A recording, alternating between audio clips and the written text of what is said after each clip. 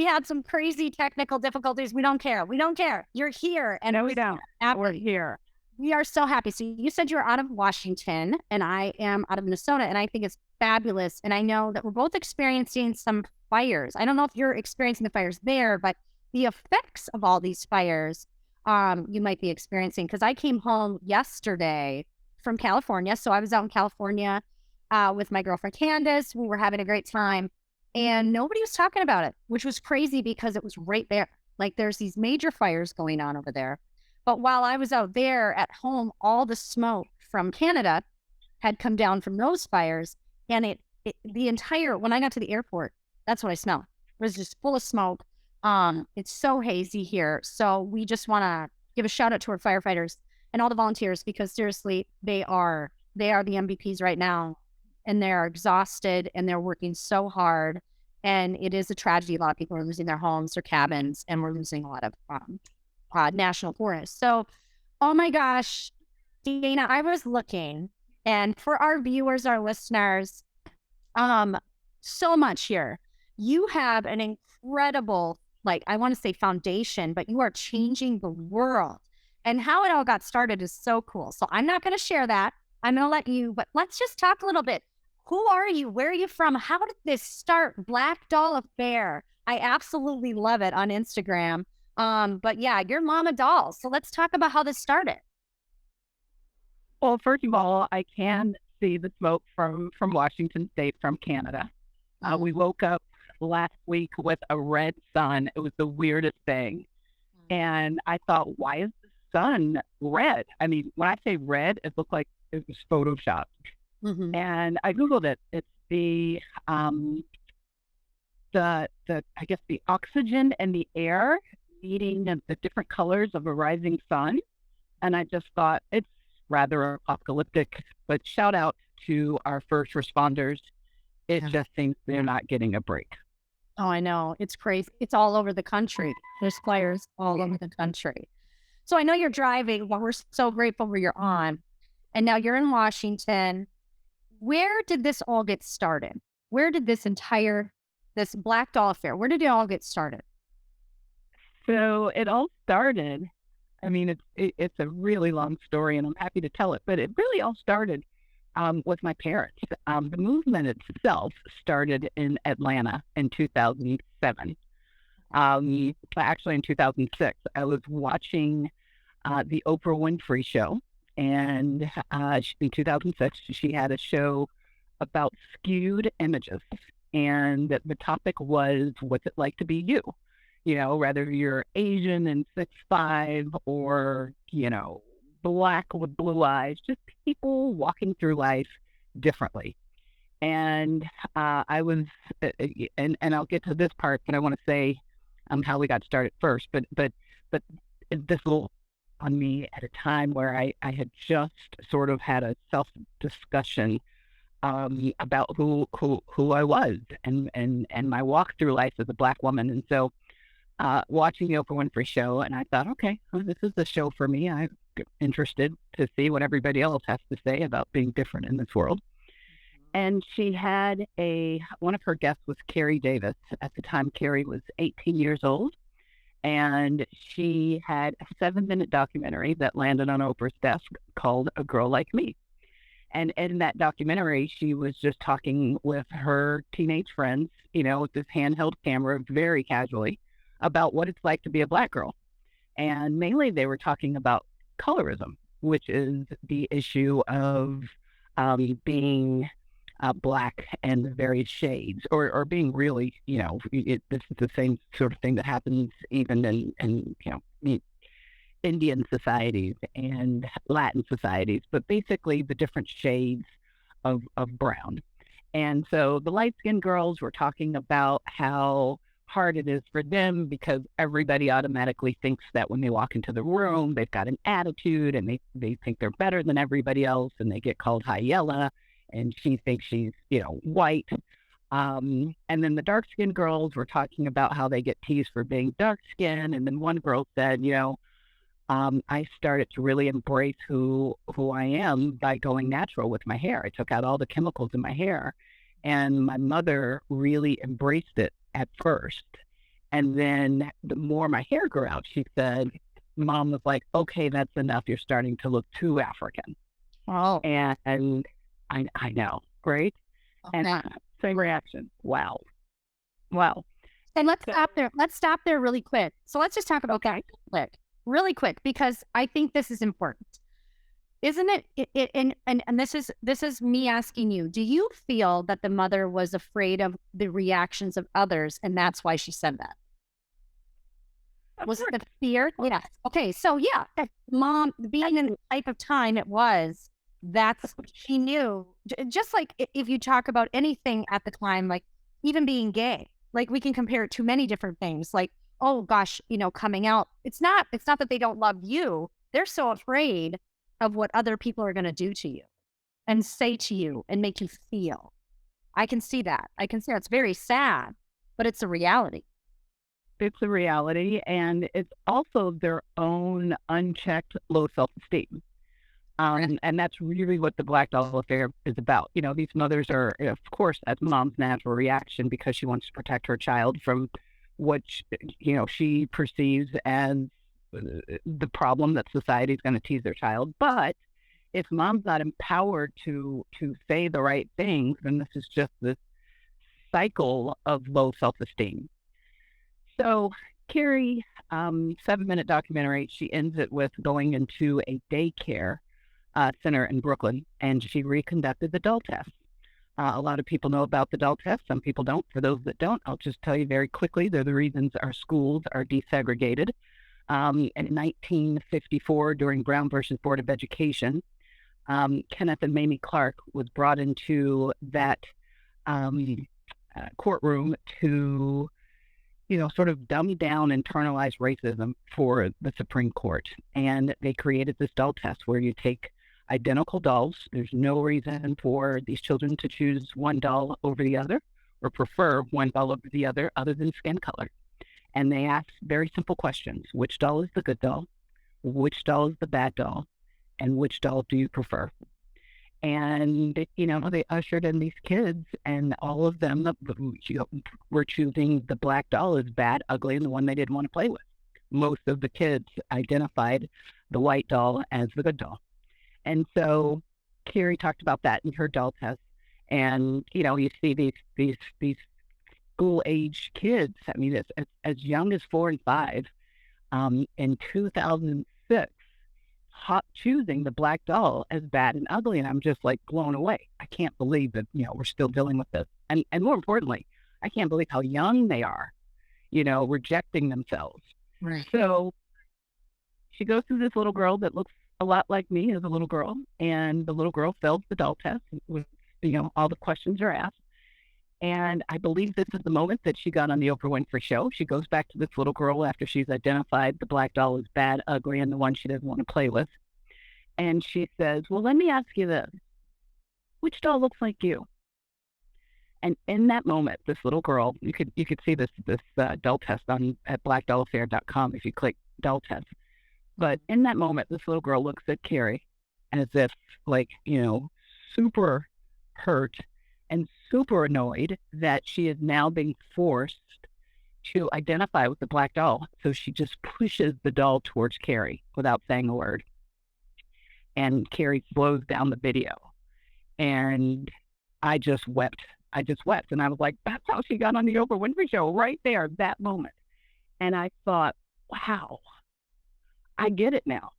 I get why I was teased for being so black. I get why I ate lunch in the girls' bathroom when I was a little girl because I was, perfect for bullying. I had eczema, so my skin was cracked and it oozed, and they called me Alligator Woman. I had no friends. I understood why I was rejected by the kids, and then I understood in that moment why principals and teachers would come in and out of the girls' bathroom year after year and pretend or act as though I wasn't there, as if they didn't see me.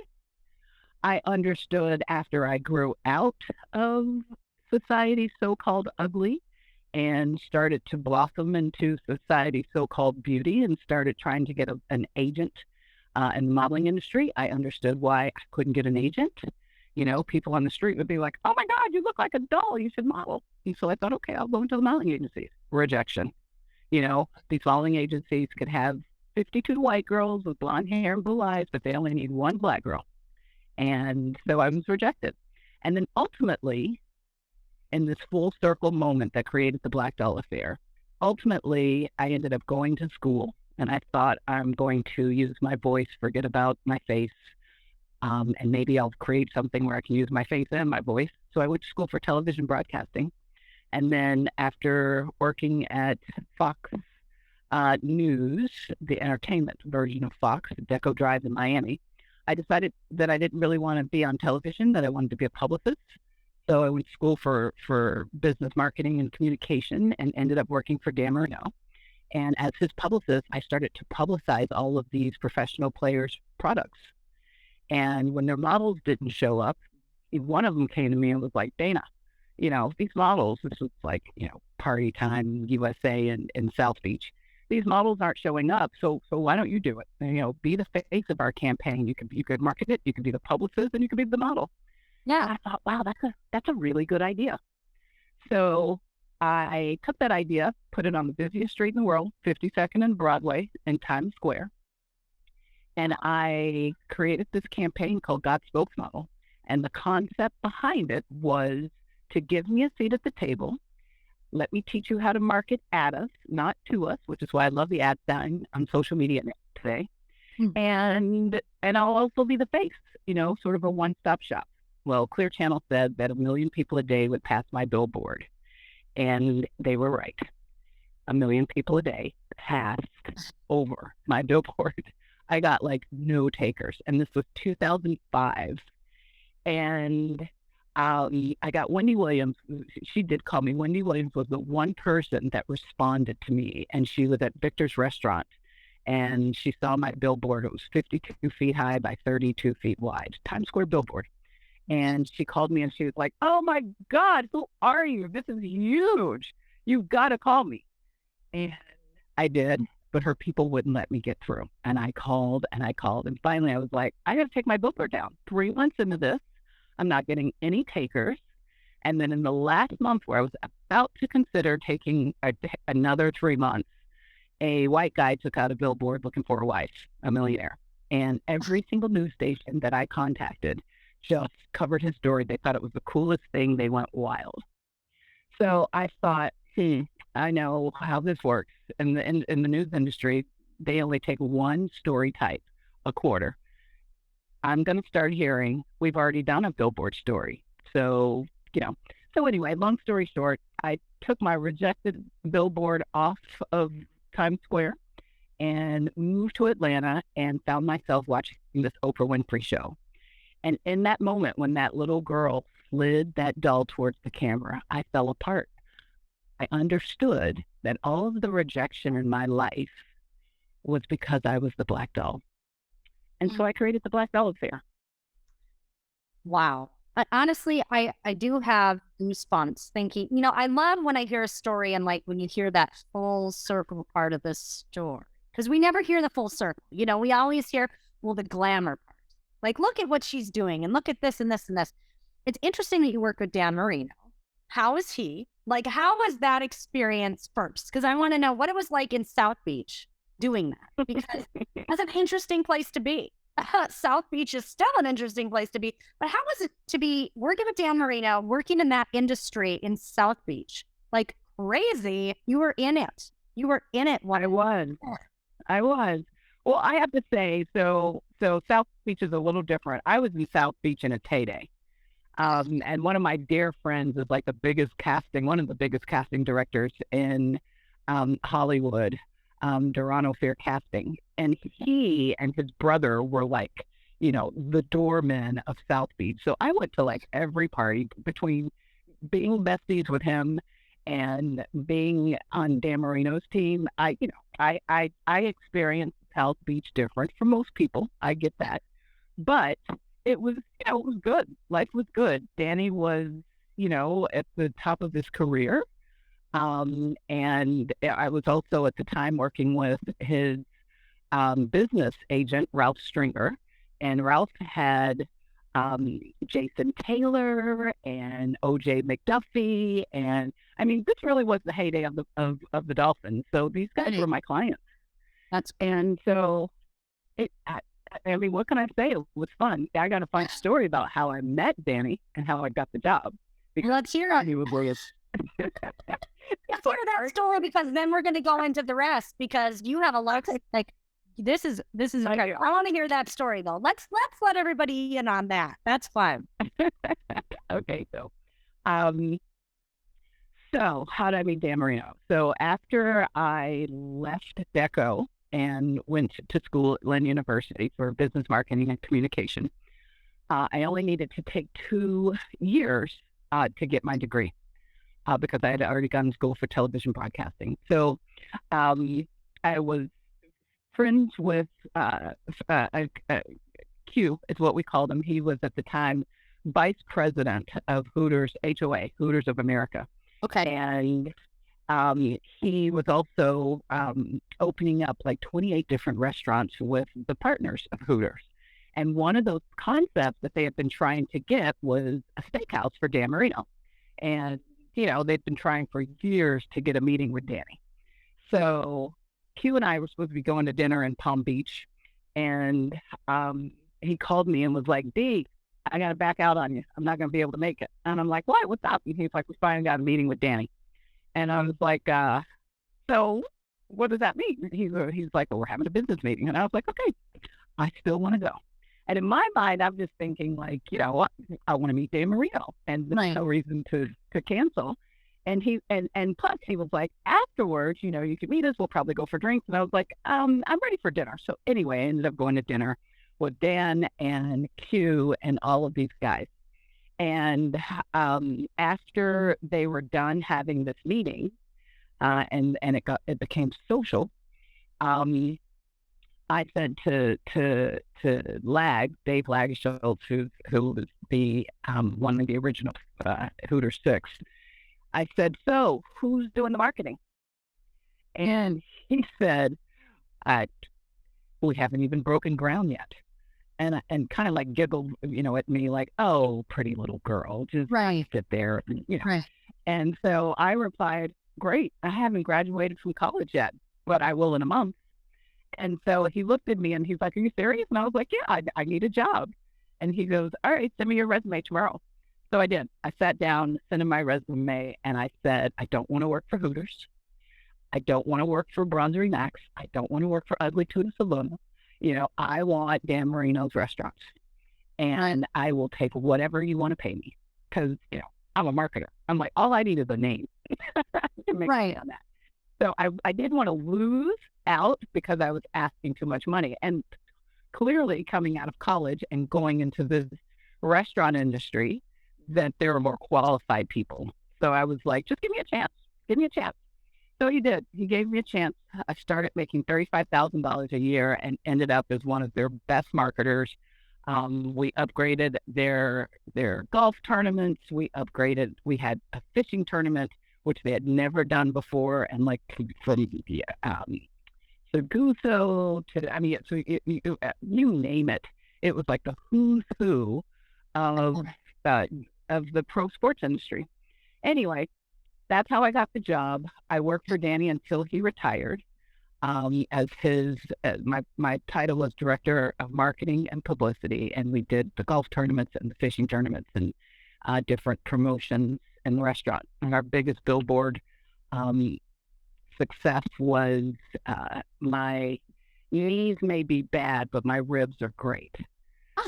And that's how I went out on the bang, because Danny ended up retiring. Danny ended up retiring, and I started my own company. I am so freaking, number one, proud of you. Number two, it takes grit. And I don't always do that. I'm not even trying to be that way, but it takes a lot of grit, and that, you know, hey, I'm here. I love that you did that, because not everyone would have. Not everyone would have. They would have been intimidated. Some people, you know, you can say, oh, I would have done that. But when you're around these big people in the industry, you've got this famous celebrity, and you're like, hey, I'm just proud of you for doing it, because that's how it starts, right? You have to take those risks. So you took a risk and you won. And you won. I did it. I love that. I did it. I love that. Okay, so now you go ahead. Finish what you're saying. I was just going to say, if it hadn't been for, if I hadn't been an alligator woman and learning to depend on me and understanding that if I didn't go out and sing my own song, nobody else would. If, every time I was rejected by an agent, my sister, who's 17 months older than I, she ended up getting an agent. I didn't. So everything that she did, I did on my own, self-marketed. So if she was doing a calendar, I created my own calendar. Like, I just was like, fine, these people are idiots. If they can't see that they've got two double mint twins here, dark skinned Black girls, that's an industry rarity. And fairness to both of us, without sounding too arrogant, they should have picked us up. We were beautiful. We were young. And for someone selling pretty, they missed the mark. So I was like, if they're that stupid, I don't want them as my marketer anyway. So I really taught myself to speak up and self-market. And that's why I was old enough to be like, yeah, I want this job. So it really is it's a self-esteem journey.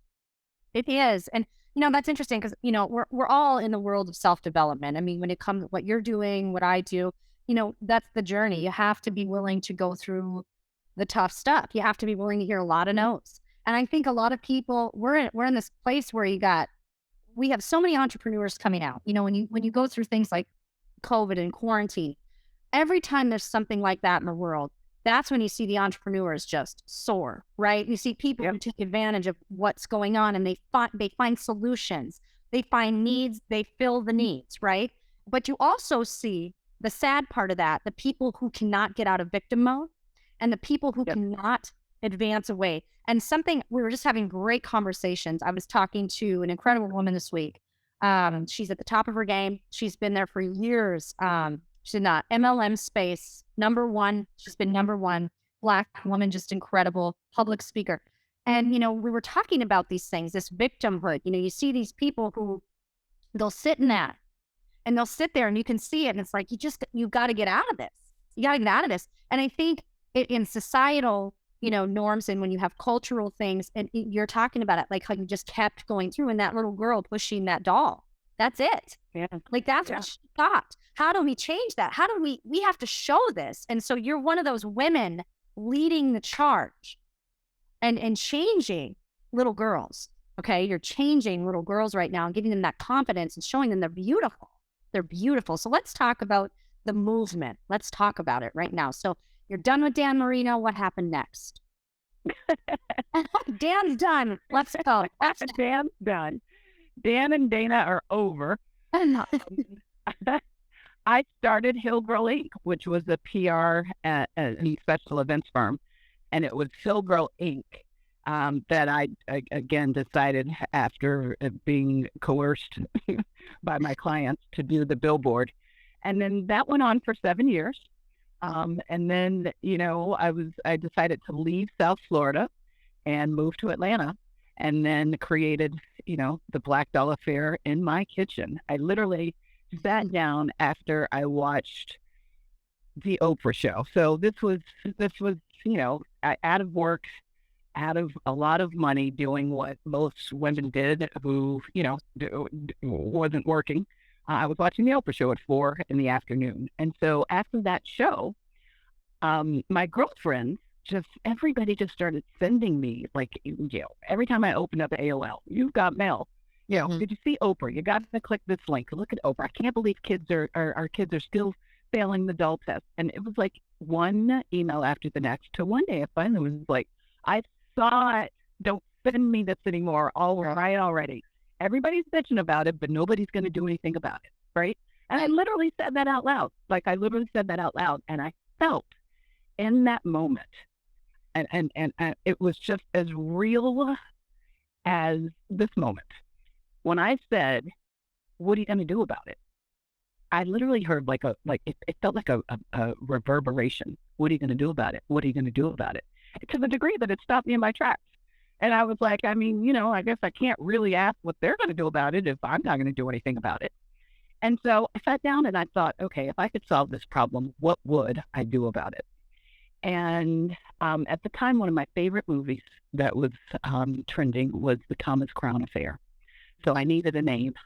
And I was like, okay, I would create this Christmas party and I would ask Black women and women of all races, because I want it to be about empowerment, not Black power, and men of all races to join me in having a Black doll affair.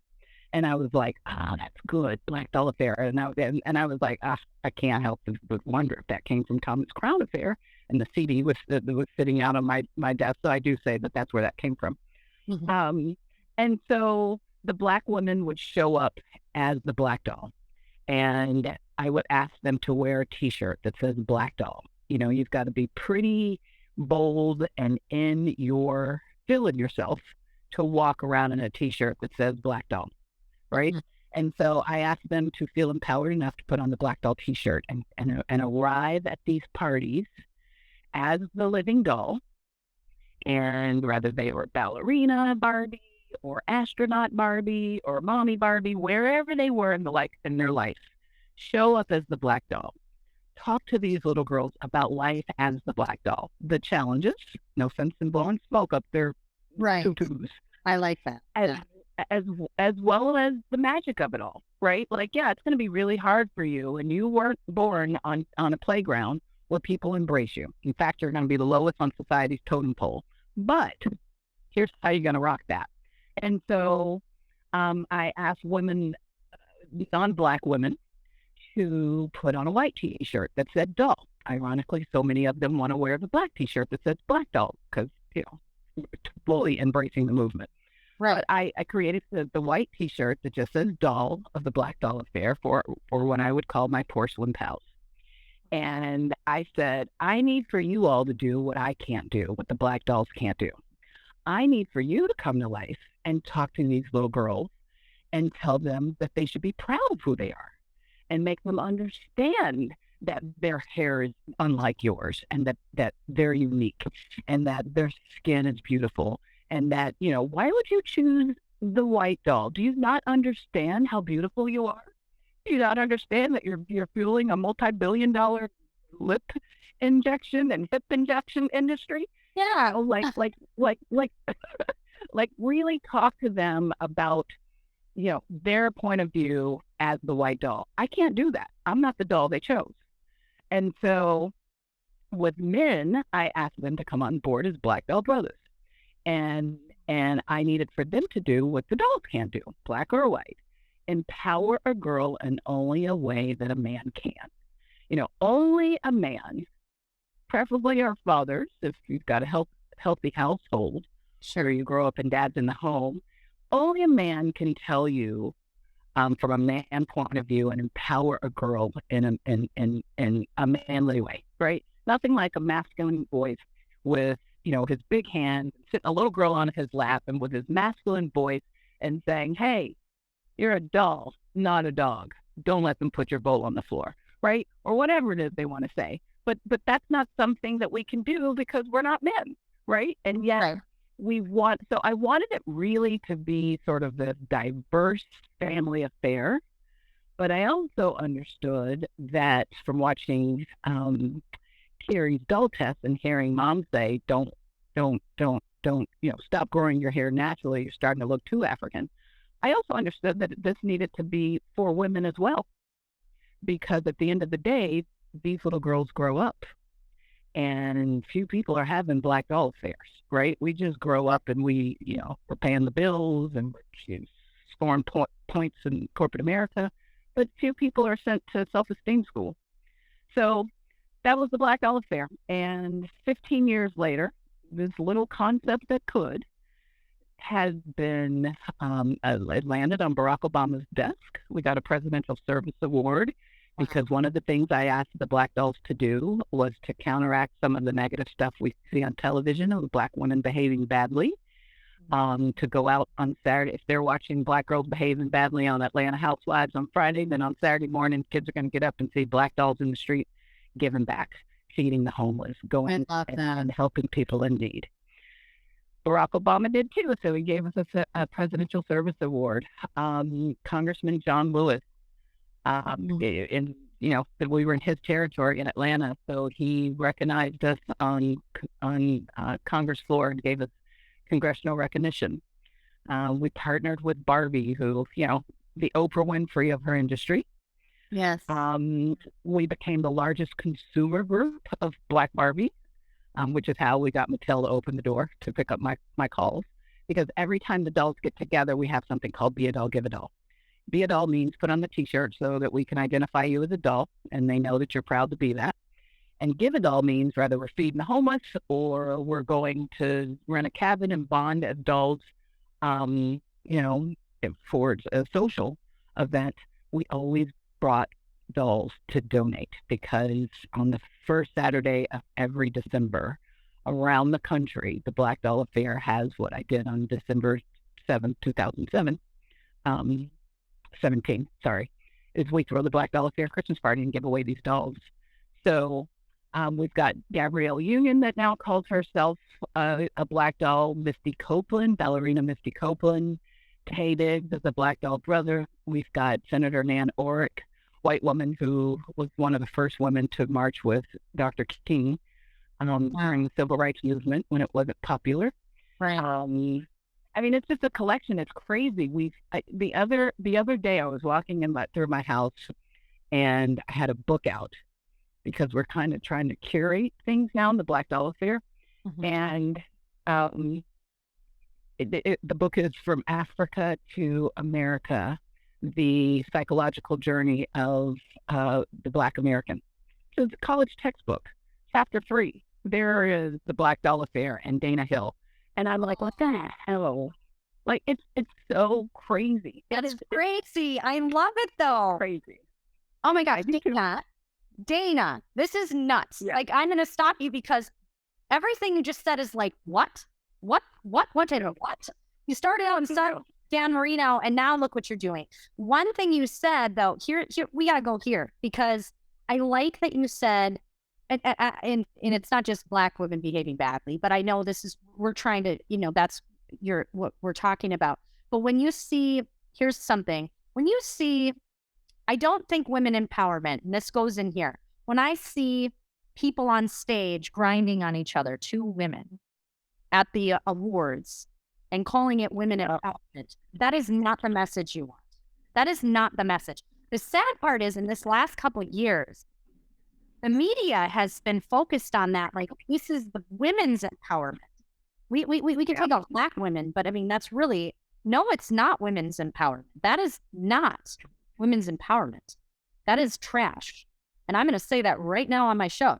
That is complete garbage. And but I mean, so I think it's amazing how you said that when you see somebody, this reality TV, and then it's like, okay, get out and show these young women what it really is. Okay? Because that's incredible. And that's why you're on this show. Because women's empowerment and Black women's empowerment, that's important. And these men see that. Go ahead. I'm sorry. I didn't mean. No, I'm done. I'm done. I just wanted to say that. Like, how do you feel about that, though? When you see, now, I'm not going to knock art, but that's not art to me either. 2 women on stage grinding at an award show and then calling it women's empowerment is mind-blowing to me. But, you have 2 Black women doing it. And it's like, what does that say? That it's not good for anyone to do it. But, that's where your movement is so important, in my opinion. Like, what you're doing is so important to me as a woman. So, I mean, how do you feel about that kind of stuff? So it's complicated. I feel that sex needs to be on television after hours, period. Sure. I feel that, that was inappropriate. I watched it going, what the hell? Like, where are we? Where are we? Exactly. I did the same thing. What is this? Yeah. I'm 50. So I know that, someone in their 20s would just tell me that I'm old, and I, fine. But I grew up in where watching television and parents had the separate twin beds. So this is an evolutionary moment for me. Mm-hmm. I grew up on where you couldn't say damn on television. So as I sat and watched that, I just thought, where are we? When I see Cardi B's video wet dripping or whatever it's called. Mm-hmm. I just think pornography, you know. Well, Do I yeah, I mean it's soft porn. yeah. It's do I am I and yet I am one of the most liberal people you ever want to meet. Mm-hmm. I am all about wear your dress, to the back or to the front, pink or blue, male or female. I really say live and let live. Sure. I just think that for everything, there is an appropriate moment. I didn't find that appropriate. I think when you talk about female empowerment, you've got to allow people to color their worlds the way they want to. Mm-hmm. I have, I doubt that I am Cardi B's cup of tea, or all the other ones that are new on the scene, and that's fine. Cardi B is who she is. I think that she is a phenomenon because she truly embraces Cardi B. She has made no apologies for the way she acts, the way she talks, the way she dresses. And I think that's the appeal to Cardi, is that she doesn't ask permission to live out loud. And I think that's what we're all trying to get to. So I don't want to knock, any of those women, and they're not new at it. We saw Madonna do it. Oh, no, it's not new. Right? Not new. It's not new. What's new is that it's done on prime time. That's what's new. Yeah. And so while that had me clenching my pearls as I watched it, because I was like, and same thing with Saturday Night Live when it was on, when they were performing. I forget the girl's name; it escapes me now. She's really hot, but she had a sexy little performance on Saturday Night Live. And again, I grew up in the Dan Aykroyd Saturday Night Live area, so a little different. But I get it. And I thought, okay, we'll do Saturday Night Live. It's a little later. But I feel like we are entering into a world that we kind of have to go to in order to get where we need to go. And what I mean by that is, back in the day, we really were uptight. We were pretending that mom and dad weren't sleeping in the same bed. And when the lights went out, they weren't crawling into that twin bed together, Right. So we knew that was happening. There was just a curtain behind it. So we did need to become a little bit more liberal. I was always the child that my mother would and my grandparents would be like, that child refuses to put on clothes. Like, I just hated clothes. And that's my spirit. I'm a bra hating kind of gal. When I'm at home alone, I'm usually naked. I'm not married. That's my choice. I used to always say to my mom, hey, listen, I don't want to get married. Oh, don't say that. You're too young to say that. I'm like, no, I think I could say that. Well, why would you say that? Well, I don't see where it's working. And for the people that are staying married, they don't seem to touch much anymore. So I've always been observant of human nature. I've always been the type of person to embrace, if everybody's going left, I'm going right, because girls' bathroom. I had to learn to embrace me. So I do embrace that in others. I just think that there's a time and a place for everything when it comes to etiquette.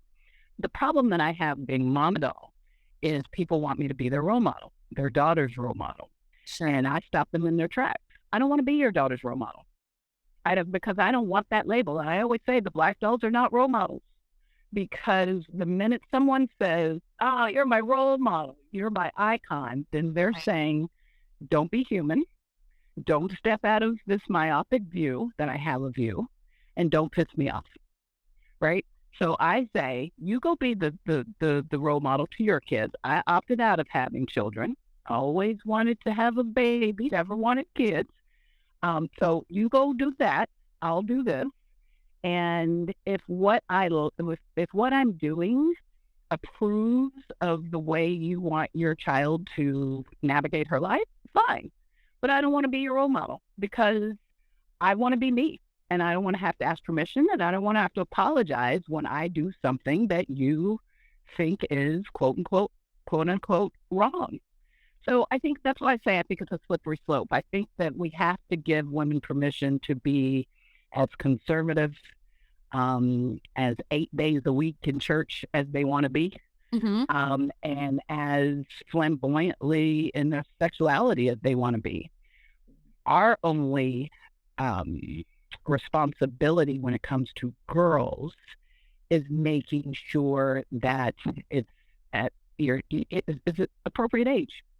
And so the Black Doll Affair is for women and girls. And so when we have Black Doll Affairs, we're all getting together and going for martinis, Mm-hmm. and women show up with their little girls, and it's like, oh, and it's like, I have to pull them to the side. Listen, this is the Black Doll Affair. We put out, on the invitation, no children. And they'll be like, oh, well, it's the Black Doll Affair, no children. No, children are allowed at appropriate Black Mm-hmm. Doll Affairs. But since this is a social club for adult women, we want to be able to get together and drink our martinis, smoke our cigarettes if that's what you Right. do, or, and talk about that son of a whatever you want to call him, biscuit eater, and Right. not have to put not have to put tape over our mouths because the little girls are there.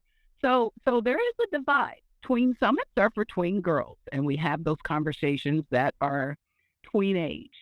Mm-hmm. But when we have Black Doll Affairs and we're all getting together and it's Friday night and we're going out and we're shaking our booties, they don't. We're not going to be your role models. We're not. So Yeah. it's a slippery slope. But here's the thing. I know I put you on the spot, and I'm not trying to say you don't have to put anyone down. I think where I'm going with this is, yes, women can do whatever they want. I'm all about that. I'm all about women's empowerment. But calling something that, when you're forcing it on an entire audience, and the same thing happened. You said it with Madonna and Britney Spears. It was the same thing. Like, it was forced, Yeah. and it was shown. It's not that it's rare. It happens all the time. It's entertainment industry. We in the entertainment industry, anything goes, right? You know this. I know this. That's what we do. We like to, we always have to shake things up to get to where we need to go. So you're absolutely right about that. Exactly. We do have to shake it up. And I love being bold. I love shaking things up too. Trust me. I do love it. I think what my issue is when you're forcing it upon children. When you force that social thing upon children, when they're like exposed, like what you said, like, hey, we don't have kids here. The kids need to be kids, right? We need to allow our children to be children for a while. They don't need to grow up when they're 10. They need to be 10. They need to be 5, 10, have the experiences. And you know what? When they become an adult and they want to have those experiences, go for it. You're an adult. Like, even when they're when they're ready, but we need to allow that development, because when we force a child to become an adult way too early, this is what we're seeing. We're seeing confusion, mental illness, and we're seeing these and insecurities. That's where insecurities come. You don't know who you are. And so we want to create these healthy environments. And that's really where I'm going. And so women's empowerment to me is just creating that healthy environment so you can be that bold, fierce, freaking doll at the end of the day. And that's what we want, whatever you choose. If you're, like you said, if you're way over to the right, way over to the left, whatever, you're still a doll. And we want you to have that and empower yourself. And I also, for me, we shouldn't idolize anyone. We should idolize ourselves and God. That's my view. That doesn't have to be everyone's view. But you need to love yourself. Put yourself on that pedestal and be proud of yourself. So I think it's great. I think this is what you're doing. I absolutely love it. Your story is amazing. Dana, we are so grateful that you got on here. I know you're driving. I know this has been crazy. All the technical difficulties, all good. We love it. As we wrap, how can people find you? We're going to throw your links up, but what's happening? What's in the future for the dolls? And how can people find you? So you can find us on social media at Black Doll Affair. You can find us on Clubhouse. Same thing, the Black Doll Affair. You can become a doll and get more information at blackdollaffair.com. Our slogan is no membership fee, just buy your doll tea. And then from there, you join us collectively, the Black Dolls, and you join us in empowering women and girls.